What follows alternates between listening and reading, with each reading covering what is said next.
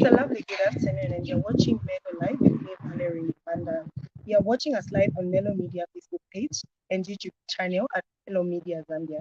Please like and follow our Facebook page and subscribe to our YouTube channel. So today we're talking about spiritual intelligence with Dr. Mukuka, who is the CEO of the Society for Spiritual Intelligence, Leadership and Democracy. Society for Spiritual Intelligence, Leadership and Democracy provides training and formation in communication, spiritual intelligence, servant leadership, and promotes democratic practice. So I'm just going to welcome Dr. Mukuka. Thank you, Dr. Facetious Mukuka, for coming us into your home, which also serves as the office for the Society for Spiritual Intelligence, Leadership and Democracy. Thank you once more. So, in a few words, who is Dr. Facetious? Being a 65-year-old, it's almost very difficult to know where to start. I grew up on the Copper Belt. I was born in 1956, 18th of December. So for most of your viewers, I would have been born in Northern Rhodesia. And then a few years later, in 1964, I started school. At a very early age, particularly in secondary school, I sort of did not like the idea of a 9 to 5 job or 8 to 5 job. I wanted a job where I could make a difference. And my best subjects in school were mathematics and science. And if it was today, probably I would have been an astrophysicist. But fate or providence turned out that I went to a Catholic secondary school in Ndola, and I ended up training for the Catholic priesthood, and I became a priest. Yes, and I was a priest for 14 years. And then after 14 years, something unscripted happened. I had a son outside wedlock. And I began thinking, my church doesn't allow me to play a role in my son's life. So a few years after my son was born, before he became a teenager, I decided to leave the priesthood and to concentrate on being a part of his life. So, who is Tarsicius Mukuka? I'm very passionate about the equality of the sexes, and that for me, men and women were created equal. So I don't understand societies which give the impression that men are more important than women. So I see myself essentially as an educator, but I'm also an innovator. I like to look at things from a totally different perspective. You know how most people, when they see something happening, they often ask the question, why is this happening? I like to think of myself as a person who looks at things that are not happening and asking myself, why are they not happening? For example, I can't understand why out of the 7 presidents we've had since 1964, we've not had a female president. I don't understand. So that's the issues in a very roundabout way. Wow. Okay, so we heard that you are a firm believer of gender equality, right? Yeah. Okay, so how and when did the idea of spiritual intelligence come about? Interesting. Up until a year ago, and I'm a researcher and I'm an academic, I had never really heard about the idea of spiritual intelligence because for you and me, there's only one intelligence, namely IQ, intelligence quotient. Other types of intelligence sounds like things people make up. last year, around about August, I was finishing my contract with the university I was working for, and for whatever reason, my contract was renewed. I knew it wasn't for lack of performance on my part. I would like to describe it as my tendency to shoot off with my mouth, especially telling truth to power. I think that didn't go down very well, especially that in most institutions I've worked, I was kind of a senior statesman, and my former university didn't take that too kindly. So when the contract was not renewed, I began thinking, should I really be working for someone, for government, for anyone? Where is it that I can make the biggest impact or legacy? The thought occurred to me that it is in the area of research. And my immediate inclination was to do something that has to do with the equality of the genders. And that's how I began getting into spiritual intelligence purely by accident. So then I began reading, and I found this was what I had been waiting for. Yeah. Okay, so in simple terms, just for the sake of the viewer who might be wondering what spiritual intelligence is, maybe you could just explain that a little bit. And can it be measured? Spiritual intelligence, is there a way of measuring it? That is a very controversial issue, especially measuring part. The first part, I think, is easier to understand. We've not had spiritual intelligence in our vocabulary for a long time. It goes back to 1997 to a lady, an academic and a researcher by the name of Dana Zohar, an American, 1997. Before that, people began to question whether there was just one intelligence or there were many intelligences. But fortuitously, people like Dana Zohar discovered that actually by 1983, we had come to the conclusion in the academic field that there is more than one intelligence. Some people think, oh, there's just intelligence quotient.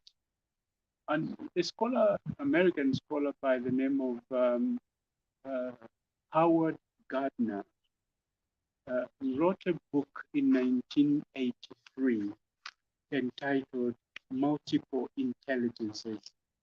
He discovered that people are intelligent at various types. And the more you can combine more than one intelligence, the more intelligent you are.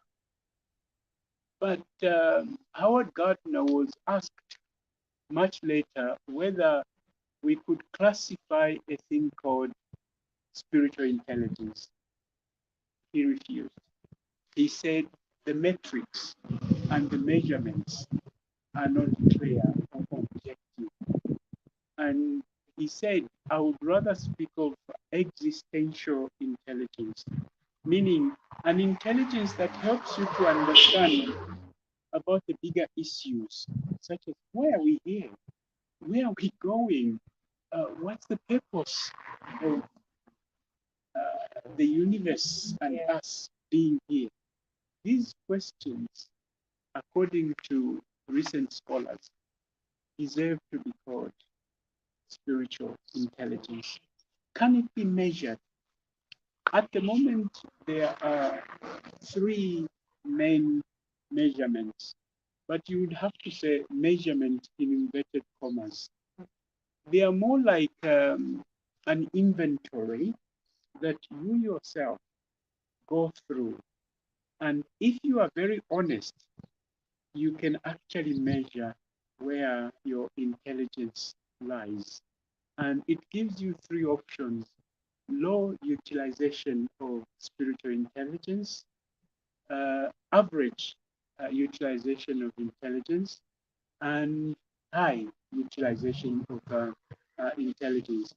It is based on simple questions of the things that you think about, which are considered measurable. So they give you a scale, let's say, of 0 to 5. For example, one question might be, I often think about the afterlife. What happens after I die? That would be one measurement. So you yourself, if you are honest, you can plot yourself from 0 to 5 and ask yourself, how do I measure up between 0 and 5? Um, I personally thought I was a 4 out of 5. Yeah, partly because the nature of my work, teaching religious studies, these are questions that come up. But even as a person, I always think about this. So one test or one measurement has only 24 questions. And out of the 24 questions, you yourself can decide where you lie. And then out of that, there are suggestions on how you can improve in certain areas of your spiritual intelligence. So in terms of utilization, how someone is able to utilize their spiritual intelligence, would be able to tell who's more intelligent than the other in that area. You can. And the very fact that you ask this question tells me that your spiritual intelligence is actually a little higher than the ordinary person, believe it or not. Because I've been doing this now for a year and a half. You get a sense of the questions people ask, of their interests, and many other things. So it is possible to tell whether somebody has a high spiritual intelligence based on the number of issues they are occupied with. And let me make a clarification. This has nothing to do with faith in the Christian sense or any other sense. Even a person who does not believe in God can have spiritual intelligence, that they can connect to issues which are beyond the ordinary everyday issues or bread and butter issues, that they can think much more openly.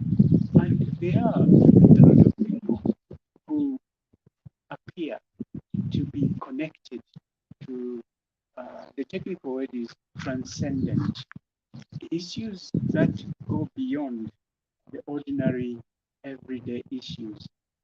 And strangely enough, this has nothing to do with your level of schooling. Yeah, my mother went up to grade 3 or grade 5 in the olden days, but I would describe her as a spiritually intelligent person because of her concerns for other people, concerns for humanity, concern for the future of the planet. When I arrived about a month ago or two, the first thing is my wife asked us to go for a walk. There's a river or a stream that borders the Natural Resources Development College.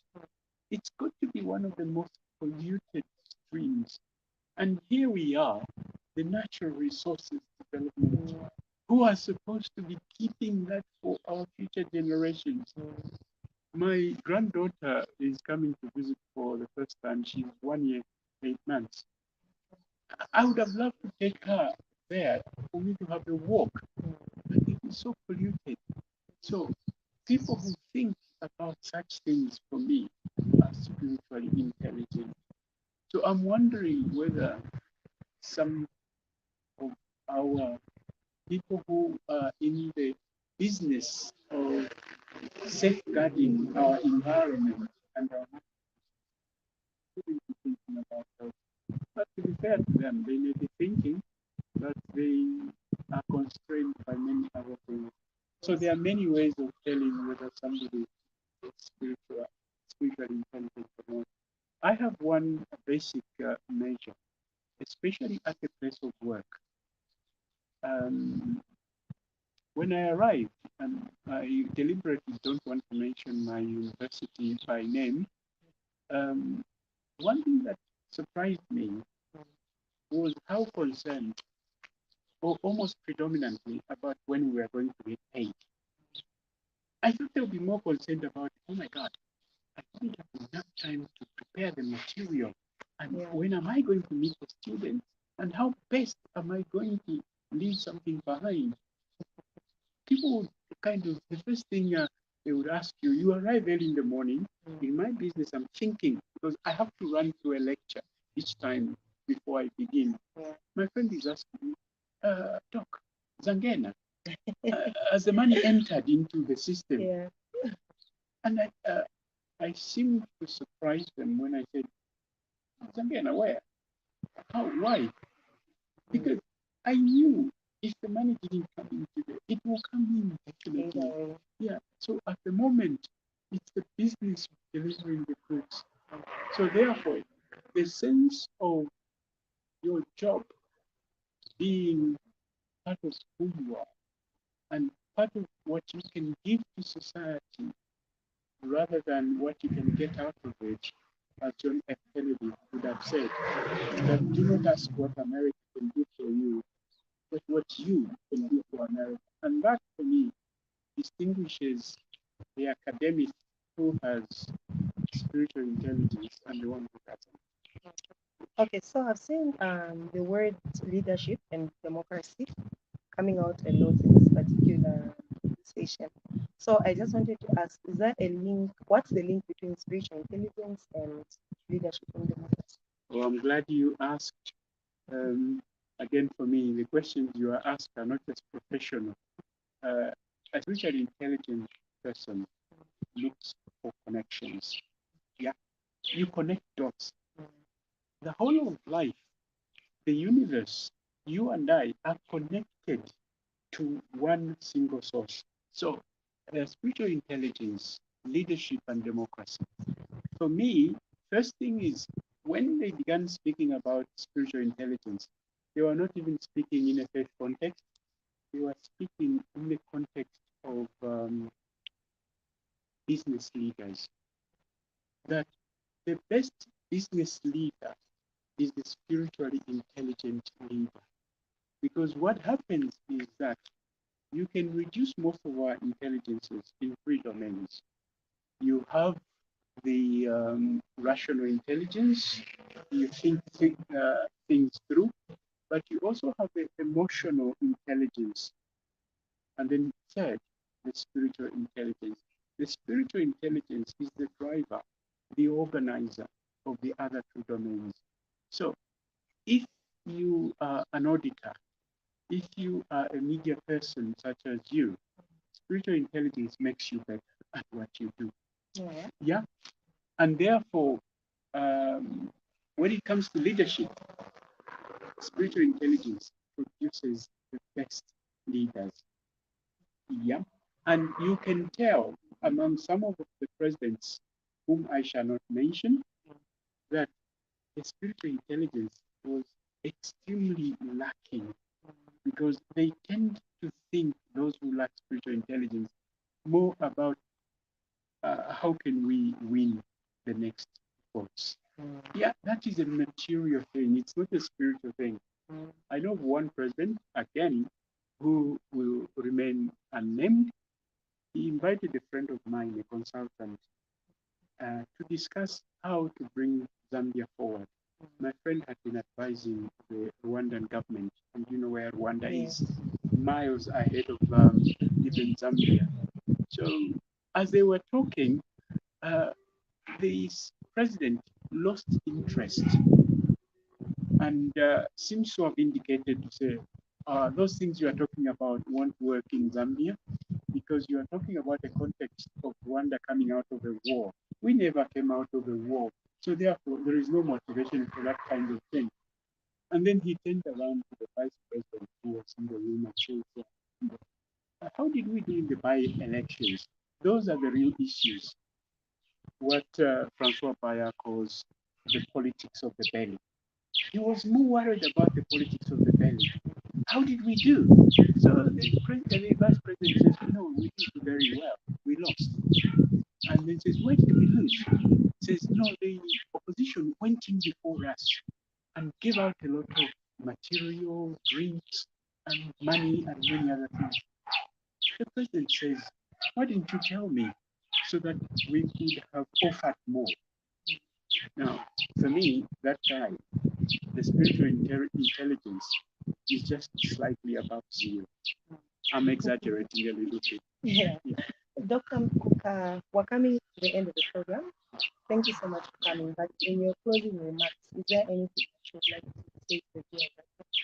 The main thing I would like to say to the viewers is that human beings are made of many parts, but these parts are supposed to function together. There is the physical aspect, there is the mental aspect, but there's also the spiritual aspect. So if these don't work together, a human being is not fully functioning. And that is why the point I forgot to mention in your previous question, how democracy fits in. It then makes people to make the right choices based on not how much I'm going to receive, but on the best candidate that we are providing. And in my view, we should, at some point in the future, when I'm gone and left this planet, we should be asking our candidates for office how spiritually intelligent they are. How do they consider the people as number one and not their own self-aggrandizement or making themselves bigger? So to the viewers and to anyone who will access our interview, spiritual intelligence is for you. It's for everybody. It will make you a better parent, a better teacher, a better president, and a better everything or anything you can think of. Dr. Mukuka, thank you so much for this interview, and we hope to learn more about spiritual intelligence. Well, viewers, there you have it. That was Dr. Superstitious Mukuka from the Spiritual Intelligence and Leadership and Democracy Movement. Remember to follow our page on Facebook, Melo Media. Subscribe to our YouTube channel, which is also Melo Media. It's been your host, Valerie Banda. Till next time.